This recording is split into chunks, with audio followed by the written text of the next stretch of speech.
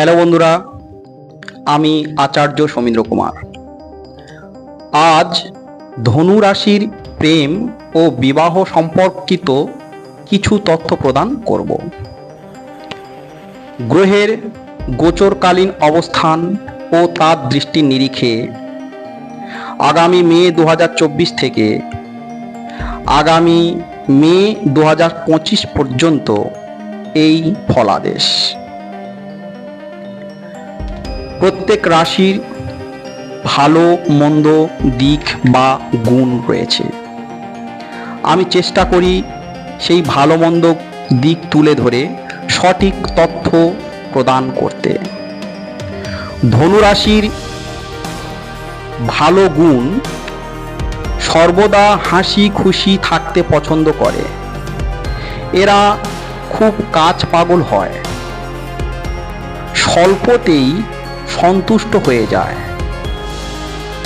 এদের খারাপ দিক: অন্যকে অপমান খুব ভালোভাবে করতে জানে, নিজের সমস্যা লোকাতে খুব ভালো জানে, সর্বদা মস্তিষ্কে দ্বিচারিতা কাজ করে।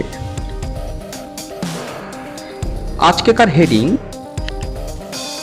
বিকৃত প্রেমে তীব্র কাছে পাবার ইচ্ছা, বিবাহে অসফলতা। ধনুরাশির জাতক জাতিকারা প্রবল কৌশল বা কূটনৈতিক চালের মধ্য দিয়ে তাদের শিকার করায়ত্ত করে। যেমন করে আকাশে উড্ডীয়মান ঈগলের চোখ মাটিতে থাকা তার সোনালি শিকারের উপর থাকে, সেই শিকার যতক্ষণ না ঈগল করছে ততক্ষণ পর্যন্ত ঈগলের মানসিক শান্তি হয় না। এরা দ্বৈত মানসিকতা সম্পন্ন হয়। এরা বিবাহে কমিটমেন্ট দিতে চায় না। এরা যা চায় তাই পায়। ধনুরাশির জাতক জাতিকারা 2024 থেকে 2025 বর্ষে সম্পর্কে মে মাস পর্যন্ত একটা অস্থিরতার মধ্যে থাকবে। কাউকে কাছে পাওয়ার প্রবল ইচ্ছা মনের মধ্যে সৃষ্টি হবে, যা তাদের মনকে দোদুল্যমান করে দেবে। কিন্তু জগদীশ্বরের কৃপায় তারা সেই মানসিক দোলাচল থেকে বেরিয়ে আসবে।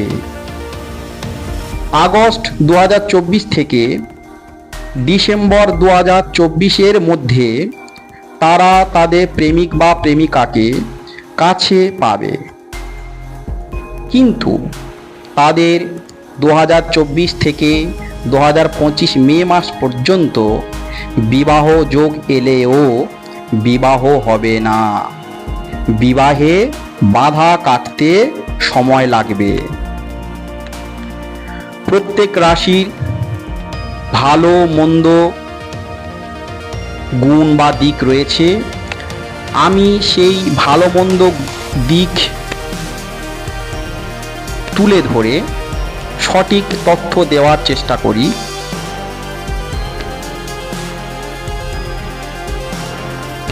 এটা একমাত্র গ্রহের গোচরকালীন অবস্থান ও তার দৃষ্টির নিরিখে এই বিচার বা এই ফলাদেশ। নমস্কার।